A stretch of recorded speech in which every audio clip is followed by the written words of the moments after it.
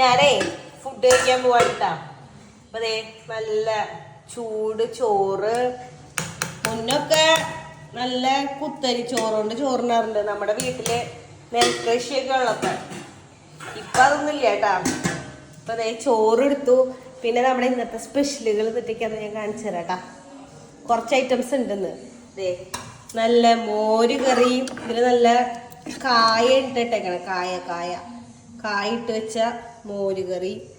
ഞാൻ മുന്നേ ഗർഭിണിയായിരിക്കുന്ന സമയത്ത് എനിക്ക് ഈ മോര് കറി മാത്രമേ ഇഷ്ടമുണ്ടായിരുന്നുള്ളൂ. പിന്നെ ഉണക്കമീൻ വറുത്തതുണ്ട്.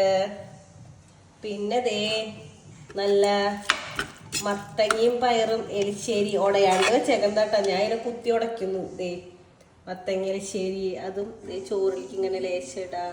പിന്നെ ദേ തൈര് പിന്നെ നമ്മുടെ വീട്ടില് എന്നും ഉണ്ടാവും കേട്ടോ. എന്ത് കറി ഉണ്ടെങ്കിലും ഇപ്പൊ മോര് കറി ഉണ്ടായിട്ടും നമ്മുടെ വീട്ടില് തൈര് ഉണ്ട് കേട്ടോ. അപ്പൊ ഇത്ര ഐറ്റംസ് ഉണ്ട്. അപ്പൊ ഇതൊക്കെ കൂടി കൂട്ടിയിട്ട് ഫുഡ് കഴിച്ചിട്ട് വരാട്ടാ. Bye bye.